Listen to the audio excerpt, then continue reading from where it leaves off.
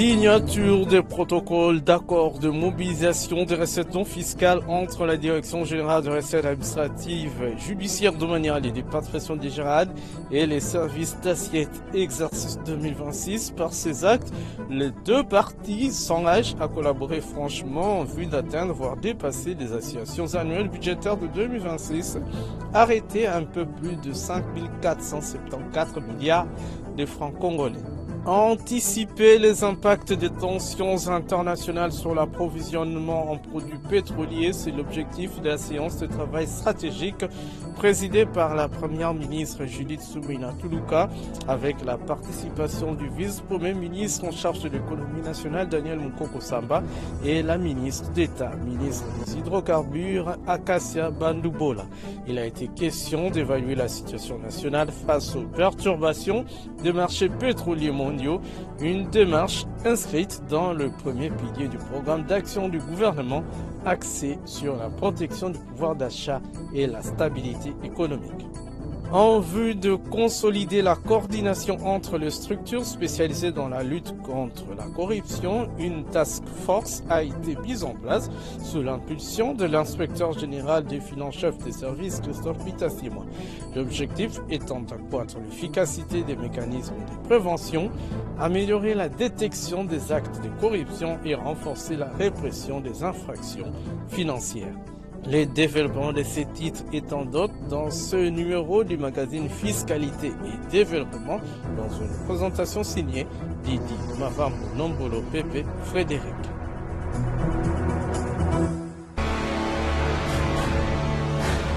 Agence Galaxy Media, la passion de développer la RDC. Bienvenue à ce nouveau numéro de Fiscalité et Développement, magazine hebdomadaire d'information économico-financière et questions de développement en République démocratique du Congo.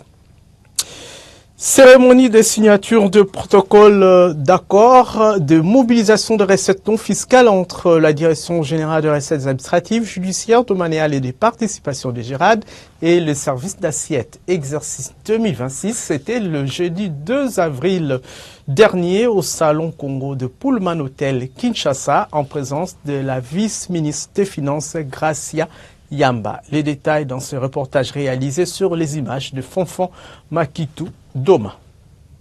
Décor planté au Salon Congo de Pullman Hotel Kinshasa pour la cérémonie de signature de protocole d'accord de mobilisation des recettes non fiscales pour l'exercice 2026 entre la Direction générale des recettes administratives, judiciaires, domaniales et des participations des GERAD, représenté par son directeur général Etienne Uchudi-Lutula, et les services d'assiette, représentés par les secrétaires généraux des différents ministères sectoriels.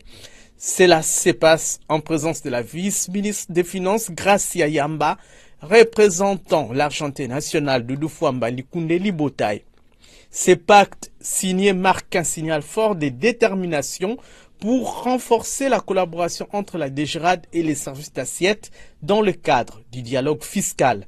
La finalité étant l'atteinte des objectifs fixés par les décideurs, ceux d'atteindre voire dépasser les assignations budgétaires annuelles de l'exercice 2026, arrêtés à un peu plus de 5 474 milliards de francs congolais. Pour donner des réponses positives aux attentes du gouvernement, des stratégies communes sont à peaufiner. Les niveaux de recettes assignés à la DGRAD,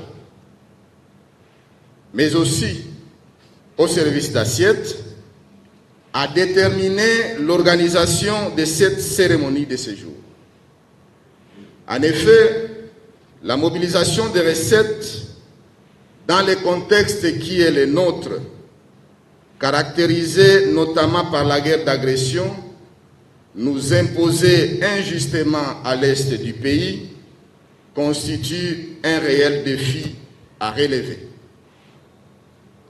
Le présent protocole d'accord de mobilisation des recettes non fiscales constitueront donc un outil de pilotage de nos actions par lesquelles nous nous engageons à la lumière de l'arrêté ministériel numéro 026 du 18 mars 2026 signé par son Excellence Monsieur le ministre des Finances, portant mise en place d'un cadre permanent de concertation entre la DGRAD et le service d'assiette, a élaboré les stratégies de mobilisation des recettes non fiscales en vue de traduire en actions concrètes, en résultats palpables, la réalisation des recettes budgétaires.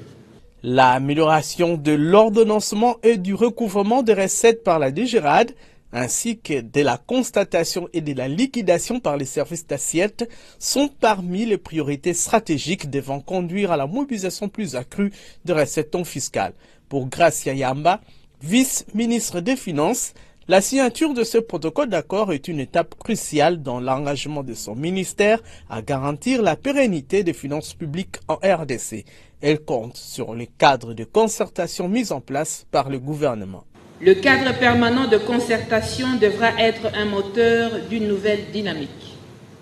Une dynamique de coordination réelle, une dynamique d'anticipation stratégique, une dynamique d'évaluation permanente. Car gouverner, c'est prévoir, mais administrer, c'est aussi rendre compte.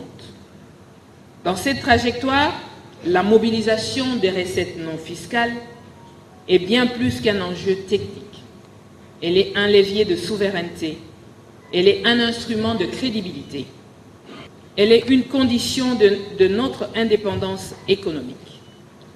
Mon vœu le plus ardent est qu'au terme de cet exercice budgétaire, vous puissiez offrir le gouvernement non seulement des ressources accrues, mais aussi d'une nouvelle preuve que l'administration financière congolaise est capable d'excellence. Il est impérieux de retenir qu'une évaluation sera faite chaque mois et un rapport périodique sera communiqué au ministre des Finances. Ces rapports devront renseigner les étapes franchies, les progrès réalisés dans la mise en œuvre des engagements pris en vue de la réalisation des résultats palpables et mesurables qui en découleront. Cérémonie clôturée par des séances photos souvenirs de famille pour immortaliser cet événement sous l'agrémentation de la chorale Monseigneur Luc Gillon.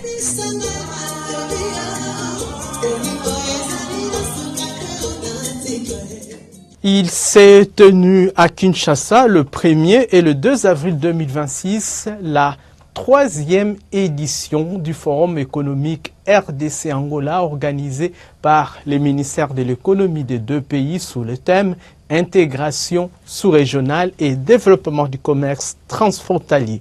Ce forum visait à renforcer la coopération entre les deux pays et à proposer des pistes de solutions concrètes pour dynamiser les échanges économiques. La douane congolaise étant un acteur majeur dans la lutte contre la fraude transfrontalière a pris part active dans ces forums. C'est un reportage de Priska Sekana-Loutete. C'est la première ministre chef du gouvernement, Judith Suminwa-Tuluka, qui a procédé à l'ouverture du 3e forum économique RDC-Angola consacré à l'intégration sous-régionale et au développement du commerce transfrontalier. Organisé le 1er et 2 avril 2026, ces forums visaient à renforcer la coopération entre les deux pays et à proposer des solutions concrètes pour dynamiser les échanges économiques, plus particulièrement sur la facilitation des transactions financières, la lutte contre la contrebande, la formalisation des échanges ainsi que le développement du corridor stratégique d'Ilolo-Lobito. Plusieurs panels, échanges stratégiques et rencontres d'affaires ont eu lieu au cours desquels le numéro 1 de la douane congolaise, Bernard Kabese Moussangu, est intervenu en évoquant la formalisation des échanges et la lutte contre la contrebande. Dans son speech, le directeur général de la DGDA a tout d'abord fait un état des lieux de la qualité des échanges transfrontaliers entre la RDC et l'Angola qui connaît une dégradation sensible depuis 2024. Cette situation, à en croire Bernard Kabese Moussangu, entraîne l'expansion rapide des circuits parallèles qui alimentent la contrebande. Depuis 2024, le commerce transfrontalier entre la RDC et l'Angola connaît malheureusement, malgré tous les outils et instruments de coopération, qui sont mises en place, une dégradation sensible. Aux principaux postes frontaliers, Lufu, Noki, Mwanda, Boma, les flux commerciaux se sont significativement contractés. Les recettes douanières accusent un recul marqué, tandis que les mesures restrictives se multiplient de part et d'autre, alimentant une dynamique préjudiciable de rétorsion. Parmi les facteurs identifiés, nous relevons la multiplicité des charges fiscales et parafiscales imposées au transport transfrontalier, la restriction à la circulation des véhicules de marchandises, les contraintes de change liées à l'obligation de domiciliation bancaire et à l'usage exclusif du Kwanza, ainsi qu'enfin l'application des droits de sortie de 20% sur les exportations de l'Angola vers la RDC. Ces obstacles entraînent des ruptures des charges aux frontières, une désorganisation logistique profonde, une altération des marchandises sensibles, notamment par la rupture de la chaîne de froid, et bien sûr, un renchérissement des biens de consommation. Plus préoccupant encore, ces entraves au commerce formel ont favorisé l'expansion rapide des circuits parallèles qui alimentent la contrebande. Il y a le phénomène des tricycles, les pistes clandestines, le morcellement des cargaisons en Angola avant l'entrée en RDC, effaçant ainsi toute traçabilité et érodant significativement l'assiette fiscale de nos deux États et compromettant la sécurité transfrontalière sur un corridor de plus de 2600 km et dont la surveillance demeure un défi considérable. La douane congolaise étant un acteur majeur dans la lutte contre la fraude sous toutes ses formes, la bonne gouvernance dans les échanges transfrontaliers demeure indispensable pour les bénéfices mutuels. Conscient de cela, Bernard Kabese Moussangu, directeur général de Douanes et Accises, a formulé plusieurs recommandations devant marquer une prospérité durable pour les populations de la RDC et de l'Angola. Nous proposons d'engager une désescalade concertée de mesures restrictives assorties d'un calendrier de mise en œuvre, réviser conjointement les charges fiscales et parafiscales liées au transport transfrontalier, rendre pleinement opérationnelle la brigade mixte AGT-DGDA, interconnecter les systèmes douaniers dans un délai raisonnable, 12 mois, serait une approche technique et financière raisonnable, instituer un régime spécial du petit commerce transfrontalier, applicable sur l'ensemble des frontières communes, accélérer la construction des postes frontières à arrêt unique pour limiter, n'est-ce pas, les transbordements, mettre en place enfin un mécanisme permanent de concertation douanière avec un dispositif de suivi-évaluation des engagements. Procédant à l'ouverture de ces troisième forums économiques RDC-Angola, la chef du gouvernement congolais, Judith Suminwa Tuluka, a insisté sur la nécessité de produire des résultats tangibles, appelant à transformer les engagements en actions concrètes au bénéfice de populations. Conscients de cette histoire commune et du destin étroitement lié de nos peuples, leurs excellences, Félix-Antoine Tshisekedi Tshilombo, président de la République démocratique du Congo, et Joao Manuel Gonçalves Lorenzo, président de la République d'Angola, ont résolument engagé nos deux pays dans une nouvelle dynamique de partenariat. Un partenariat tourné vers l'avenir, un partenariat tourné vers l'intégration régionale et un partenariat au service de la prospérité de nos populations. Au-delà de la coopération bilatérale entre nos deux pays, notre action s'inscrit dans une ambition plus large, celle de bâtir une Afrique intégrée.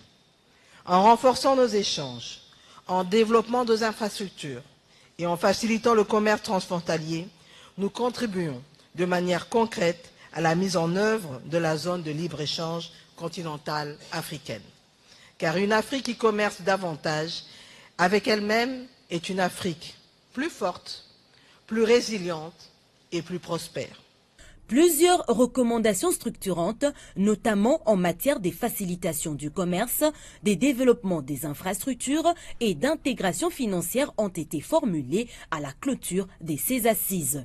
Kinshasa et Luanda attendent désormais traduire ces engagements en projets concrets dans les sillages de la dynamique impulsée par la zone de libre-échange continentale africaine, ZLECAf. La Direction générale de douanes et axes DGD encore se porte à merveille sous la houlette de Bernard Kabese Moussangou avec la mobilisation des recettes toujours accrues malgré la conjoncture. En effet, le mois de mars 2026 affiche des assignations atteintes, voire dépassées. Parmi les bons élèves se trouvent les 3 provinces douanières de l'ex-Katanga. Les explications de Lambert Yumara Mazani, notre correspondant permanent dans l'espace Katanga. Au ministère des Finances, le mois de mars 2026 s'est clôturé avec une mention spéciale, celle que mérite le directeur général Bernard Kabese Moussangou, qui a crévé le plafond des assignations attendues de la Direction générale de douane et axes. Avec ses adjoints, ainsi que tout le personnel douanier, le directeur général a insufflé un rythme de travail de fond pour mobiliser plus de 691 milliards de CEDEF sur 671 milliards attendus, soit 307 millions de dollars américains versés dans le compte du Trésor public par la douane à la clôture du mois de mars 2026. Une percée qui vient boucher le gap des 2 premiers mois, janvier et février, qui ont été contre-performants. Ce résultat de mars fait inscrire le nom de Kabese Moussangou dans le panthéon des meilleurs managers et technocrates du pays, car dans l'histoire de la douane, c'est la toute première fois que la DGDA atteint et dépasse le cap de 300 millions de dollars américains mobilisés en un seul mois. Et en bon stratège, le directeur général de la douane congolaise et ses adjoints ont misé sur les grands contribuables, les provinces à grande capacité contributive. Et donc là, sans minimiser l'apport des autres, l'ex-province douanière du Katanga passe pour le meilleur élève et fait la fierté, la force de son chef, avec en tête la province douanière du Haut-Katanga que dirige le directeur Évariste Tamboukankou. En ce mois de mars 2026, Tigre, comme on l'appelle affectueusement ici dans les milieux douaniers, a réalisé plus de 302 milliards de francs congolais nivellés au 31 mars sur les assignations de plus de 263 milliards, soit 114,80%. La direction de la DGDA au Katanga se tape ainsi 43,7% de tout le poids des réalisations nationales. Et ce n'est pas un hasard, car le directeur provincial a monté tous les stratagèmes allant jusqu'à éveiller la conscience de tout son personnel sur le poids, la responsabilité de sa province douanière en termes de mobilisation des recettes face aux attentes de sa hiérarchie. En témoignent ces images d'il y a quelques mois, dans une réunion de tous les bureaux de douane où le DP a arrêté des stratégies avec obligation des résultats pour tout son personnel. Car la réussite du Haut-Katanga, disait-il, conditionne celle de la direction générale. Lorsque la direction provinciale du Haut-Katanga n'arrive pas à atteindre ces assignations, automatiquement la direction générale ne fait pas le maximum des objectifs de l'ACI. C'est pourquoi nous devons à tout moment avoir à l'esprit que le travail mieux fait dans la province du Haut-Katanga a un impact positif sur la mobilisation des recettes au niveau national. 110,53%. C'est cette autre performance signée DGDA, Lualaba et Olomami au 31 mars dernier. Narcisse Pambou, directeur provincial, se sent heureux de répondre positivement aux attentes de sa hiérarchie et voit ses efforts inlassables couronnés. Le Lualaba vaut 17% sur l'échiquier national, une satisfaction qu'il partage avec tout son personnel, l'invitant à aller encore plus loin dans la mobilisation des recettes douanières. Parce qu'avec la fraude, on va faire des recettes. Mais si nous luttons efficacement contre la fraude, il y a aussi beaucoup de recettes.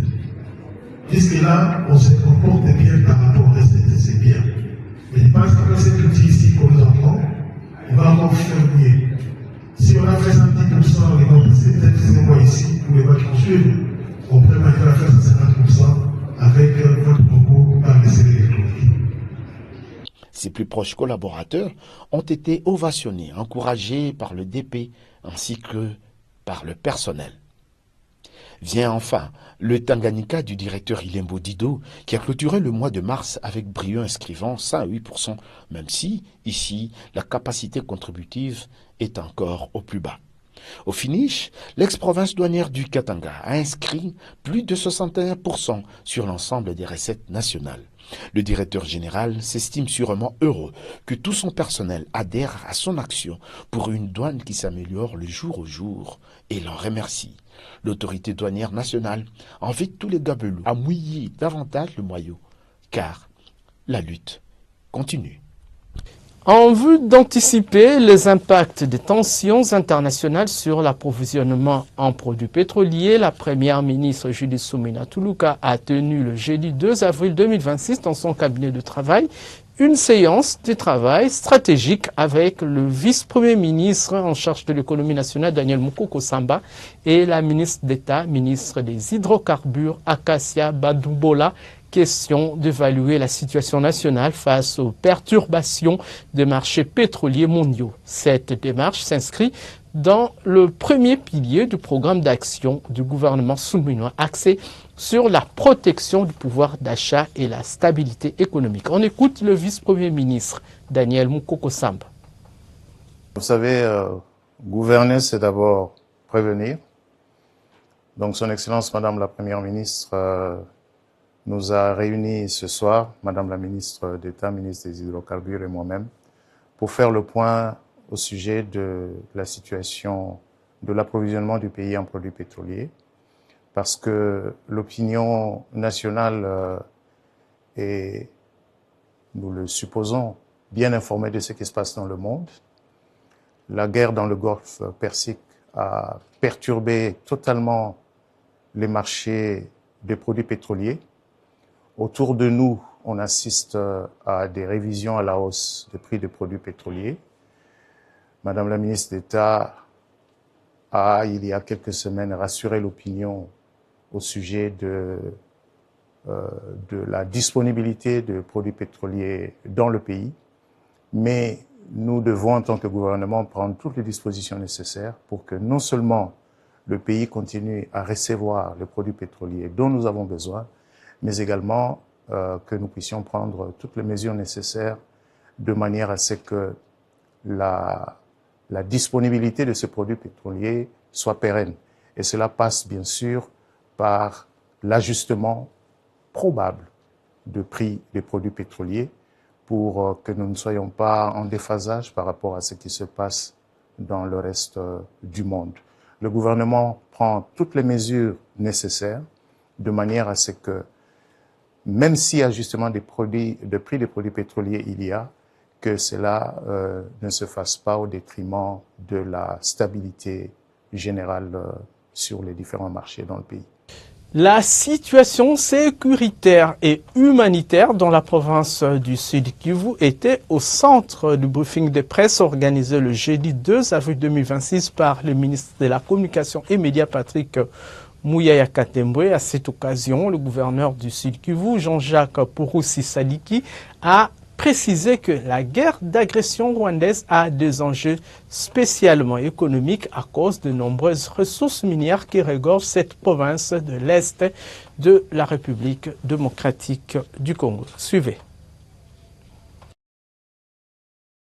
Le gouverneur du Sud Kivu, Jean-Jacques Purusi Sadiki, à côté du ministre de la Communication et Médias Patrick Muyaya Katembwe, face aux journalistes dans ce briefing spécial de presse pour parler de la situation sécuritaire et humanitaire de sa province. La guerre d'agression rwandaise a fait plus d'1 million de déplacés et 800 000 réfugiés au Burundi. Une guerre, d'après le gouverneur du Sud Kivu, qui a de grands enjeux économiques à cause de nombreuses ressources minières dont dispose cette province de l'Est de la République démocratique du Congo. Il faut dire ici que le gouvernement rwandais et leur supplétif de l'AFC-M23 ne veulent pas quitter. S'il n'y a pas la contrainte, qu'elle soit diplomatique, politique ou militaire, ces gens ne vont jamais quitter. L'enjeu, c'est que l'Est du Congo, la province du Sud Kivu particulièrement, ce sont des provinces très riches qui détiennent des richesses incroyables. Rapidement, je voulais juste vous dire que nous avons mené des recherches et des investigations dans le cadre des mémoires de nos étudiants. Et la recherche avait montré que la province du Sud Kivu est aussi riche, 14 fois plus riche que le Grand Katanga réuni, en termes de minéraux stratégiques. C'est-à-dire, il y a 30% des minéraux déjà exploités en cours d'exploitation, c'est-à-dire la cassiterite, le coltan, l'or et le wolframite. On a déjà exploité au Sud Kivu seulement 30%. Et donc, il reste encore 70%. Maintenant, à côté de ça, il y a des minéraux confirmés, certifiés échantillons à l'appui. Ce sont des minéraux stratégiques jamais exploités. Ça, c'est le lithium, le cobalt, le cuivre, le manganèse. Nous pouvons aussi citer le pétrole, le gaz méthane, le tungstène, la titane, ainsi de suite. Vous avez tous suivi, le 2 mars 2026, le gouvernement américain prendre des sanctions contre 4 hauts officiers rwandais et sur l'armée rwandaise. Conséquence de leurs activités, notamment à Uvira, qui ont mis à mal l'accord du 4 décembre 2025. Les Américains, qui dans leur rôle de médiation, avaient évidemment pris le soin de préciser qu'ils prendraient des mesures qui permettent à ce que les engagements pris devant le président Trump puissent être respectés par les parties. Dans les zones contrôlées par les forces gouvernementales, des engagements sont pris pour la redynamisation des activités dans le Sud Kivu, notamment dans le secteur de l'agriculture et des infrastructures de base. Maintenant, les territoires sous notre contrôle, les activités normales se poursuivent. Les administrateurs du territoire sont opérationnels, les FRDC sont opérationnels. Et là, nous avons toute une série d'activités qui sont en train d'être développées sur place. Ainsi, par exemple, nous venons de signer un engagement avec l'Institut international des techniques agricoles, l'IUTA, sous la direction du professeur Emmanuel Sanginga. Nous venons de signer un engagement qui va développer 200 hectares de champs de terre. Donc on va cultiver 200 hectares dans tous les territoires sous notre contrôle, c'est-à-dire Fizi, Mwenga, Shabunda, Uvira. Les intrants sont déjà arrivés. Nous voulons développer des champs cacaoyers et nous remercions le président de la République qui a donné instruction qu'on puisse appuyer notre province du Sud Kivu. Et là, je peux vous dire que les premiers intrants de cacao sont déjà déposés à Shabunda. Nous pouvons vous dire que l'aéroport de Shabunda sera renforcé, amélioré dans le territoire de Bakissi. Et donc, à part ça, nous avons l'aéroport d'Uvira qui va démarrer. Le chef de l'État vient de nous donner le feu vert. Il y a aussi l'aéroport de Malinde à Fizi et l'aéroport à Mwenga. Donc, c'est pour dire que les activités se poursuivent. Et là, nous venons de construire aussi, nous allons commencer bientôt la construction des pavés, donc des routes pavées à Uvira et à Baraka, grâce au fonds des pétroliers, donc c'est la contribution des pétroliers au développement de la province. Donc les projets continuent et les activités ne vont pas pour autant s'arrêter. C'est ça aussi la résilience et la résistance face à l'ennemi. Il faut qu'ils voient que les activités continuent malgré les intimidations, les menaces, ainsi de suite.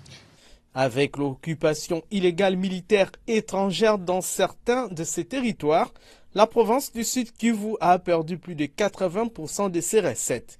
Mais l'exécutif provincial, grâce à l'appui financier du gouvernement central, est en train de mettre sur pied des réformes pour la relance et la formalisation de certaines activités en vue de maximiser les recettes et de booster le développement économique dans le Sud Kivu. La sécurité dans les zones sous contrôle gouvernemental est assurée et les forces armées congolaises se battent pour la restauration de l'autorité de l'État dans cette contrée de la République démocratique du Congo. En marge de la 13e conférence de gouverneurs tenue du 24 au 28 mars 2026 à Bandundu, dans le Kwilu, le Fonds de promotion de l'industrie FPI a été invité à prendre part aux échanges en qualité de panéliste. Représentant le directeur général Hervé Claude Tumba Batukonke, le directeur des études François Mpouila est intervenu lors du deuxième panel consacré au renforcement du financement du secteur agricole et rural. Regardez. La ville de Bandundu a accueilli du 24 au 28 mars 2026 la 13e conférence des gouverneurs de province placée sous les thèmes transformation du secteur agricole, pastoral et halieutique, développement rural et connexion aux marchés urbains. Un rendez-vous stratégique qui a réuni les décideurs publics autour des enjeux majeurs du développement territorial et de la souveraineté alimentaire. Acteur clé du financement du développement industriel en République démocratique du Congo, le Fonds de promotion de l'industrie FPI a été invité à prendre part aux échanges en qualité de panéliste. Représentant les directeurs généraux Hervé-Claude Ntumbabatou-Konké, le directeur des études François Mpuila est intervenu lors du deuxième panel consacré au renforcement du financement du secteur agricole et rural. Dans son intervention, il a réaffirmé la disponibilité du FPI à accompagner les provinces dans la structuration et les financements des projets à fort impact. Il a, à cet effet, invité les exécutifs provinciaux à élaborer de programmes de développement cohérents et alignés sur les priorités locales. L'objectif est de permettre au FPI d'identifier, de sélectionner et de financer des projets structurants en parfaite adéquation avec sa mission de soutien à l'industrialisation et à la transformation locale. Vous pouvez identifier avec le secteur privé de la province les porteurs de projets qui intéressent la province, vous pouvez les porter au financement du Fonds de promotion de l'industrie, soit en les déposant auprès de notre direction provinciale dans votre province ou auprès de l'agence ou l'antenne dans votre province. Ou il peut aussi être déposé au niveau de la direction générale. C'est comme ça que vous voyez, nous avons répertorié toutes les provinces. Et là où nous avons mis le FPI, c'est qu'il y a au moins une intervention du Fonds de promotion de l'industrie dans votre province. Une démarche qui s'inscrit dans une vision claire, celle de connecter durablement les zones des productions aux marchés urbains, tout en créant de la valeur et des emplois au cœur des territoires. Sous l'impulsion de l'inspecteur général de finances, chef de service Christophe Bitassimwa, une initiative majeure a été lancée en vue de consolider la coordination entre les structures spécialisées dans la lutte contre la corruption. L'objectif étant d'accroître l'efficacité de mécanismes de prévention, améliorer la détection des actes de corruption et renforcer la répression des infractions financières. Les détails dans ce reportage de nos confrères de la cellule de communication de l'IGF. La lutte contre la corruption franchit bientôt un cap décisif en République démocratique du Congo. Sur initiative de l'Inspection générale des finances, 5 structures étatiques se sont accordées de mettre en place une synergie contre les crimes financiers. Le chef de service de l'Inspection générale des finances, Christophe Bitassimwa, croit à l'importance de ce cadre. Nous venons de tenir une réunion que j'ai convoquée en invitant les responsables que vous voyez ici, impliqués dans la lutte contre la corruption. J'ai à ma droite le service national de renseignement financier, SENAREF. J'ai ici l'agence de changement de mentalité. J'ai là l'observatoire de surveillance de lutte contre la corruption dans les secteurs publics et nous avons l'agence de promotion pour la lutte contre la corruption. Donc ça fait 5 services de l'État qui, pratiquement dans leurs attributions, ont ce rôle de lutter contre la corruption. Et c'est ainsi que j'ai voulu que nous puissions nous rencontrer pour une concertation en vue des actions communes futures. La lutte contre la corruption, ça ne peut pas être une action isolée. La corruption, c'est pratiquement une gangrène qui est dans notre société et un seul organe ne peut pas lutter efficacement contre la corruption. Les partenaires de l'IGF se sont montrés coopératifs et optimistes quant à l'issue de cette initiative. Nous l'avons accueilli très favorablement parce qu'en fait c'est un souci qui nous habite tous et chacun, nous rendant compte que chacun dans son coin ne peut pas obtenir avec autant de facilité les résultats escomptés parce que les uns et les autres ont des assignations prescrites par les autorités. Et nous pensons qu'avec une initiative de main dans la main, nous allons pouvoir parvenir avec beaucoup plus de justesse aux résultats. Il s'est de noter que ces structures ont en commun la mission de lutte contre la corruption en République démocratique du Congo.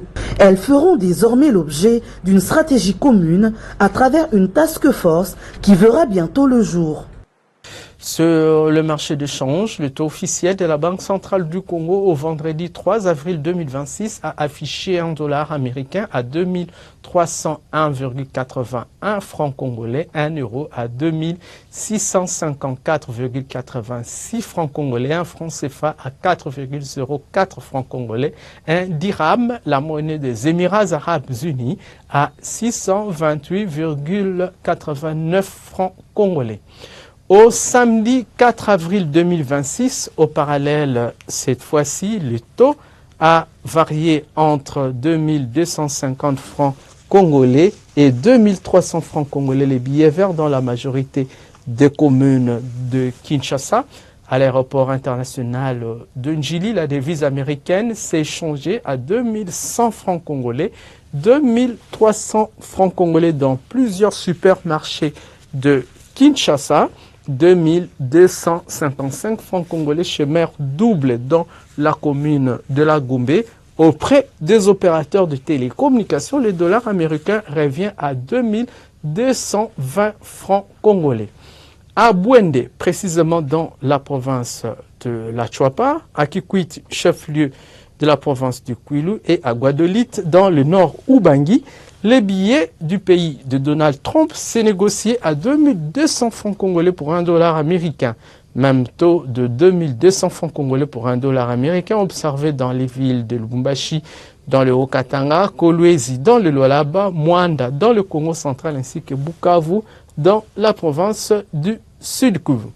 Cependant, le pic du taux de change à l'intérieur du pays parmi les provinces contactées a été observé ce week-end à Mbandaka, dans la province de l'Équateur, où $1 américain a valu 2250 francs congolais.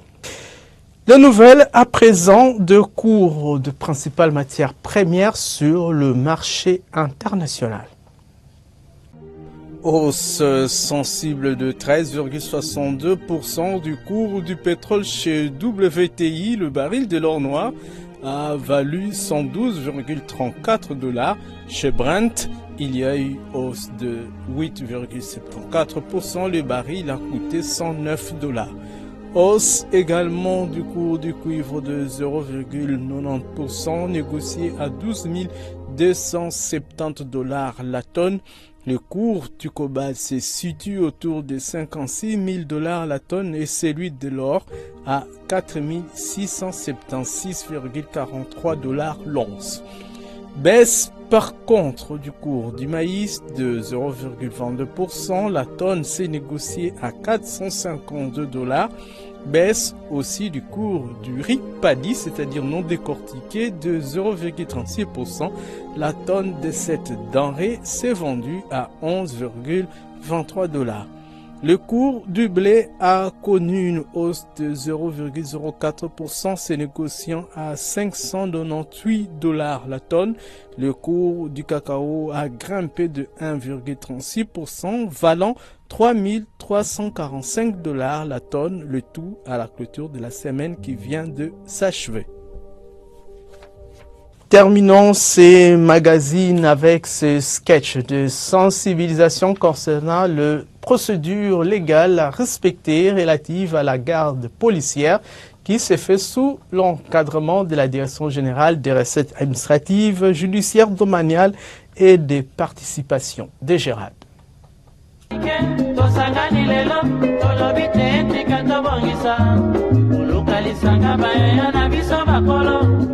conseil oye. Population ya Congo, jeunesse nationale, basengi lelo po babongisa. Kobongisa Congo ezali buya ya population, bakonzi bayoka na matoi. Bato ya Congo oye, bato ya Congo oye. Congo, jeunesse nationale.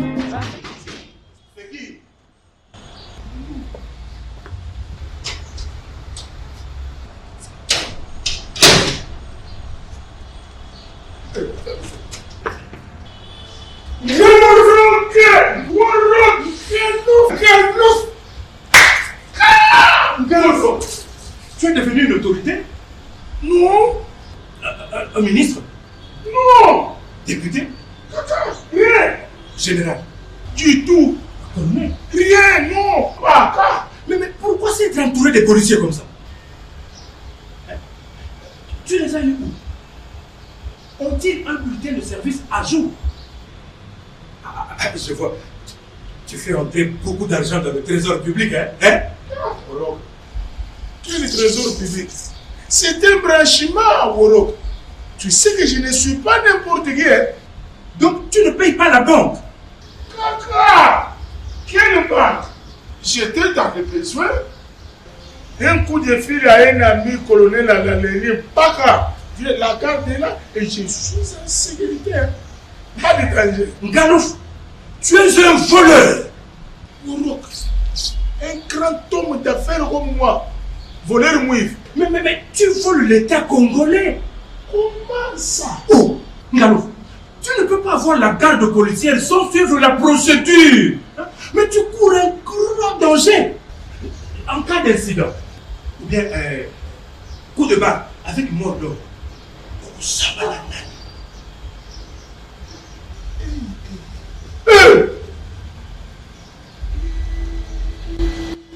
Ngalouf, Wallo.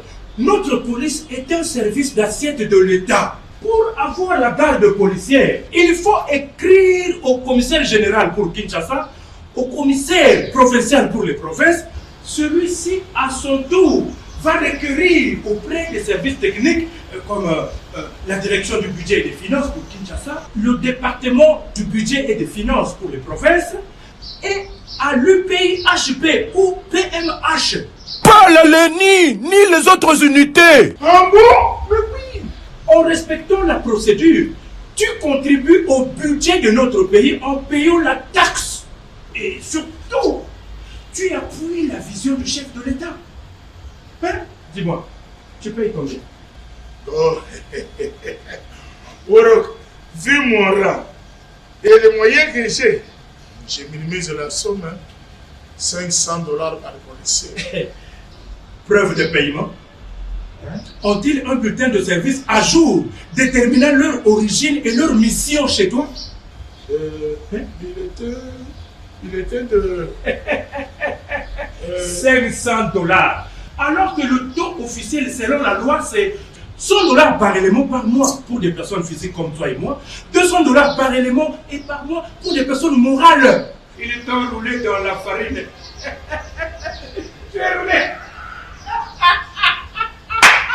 Donc, dès que je suis là, au lieu de nourrir l'État, je nourris les individus. Hein? Et tu sais quoi? Tu vas payer les pénalités pour tous les temps qu'ils t'ont gardé. Et ils sont à combien? Bon, ils sont à 6. Hein? La vacation voudrait que chaque après 48 heures, une équipe rentre, une équipe sort. Alors que le nombre est toujours limité. Et c'est l'UPIHP qui détermine.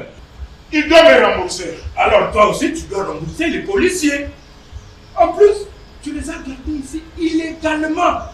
Je dois suivre la procédure. Entrer par la grande porte parce que je ne peux pas avoir des policiers clandestins. Ah oui, hein? Sinon un jour, si les PP ne les ramassent pas et ne les amènent en Tolo, ça sera la mission de contrôle qui va débarquer ici à l'improviste. Tu vas payer cher avec le risque de te retrouver à Makala pour détention illégale des policiers. Makala.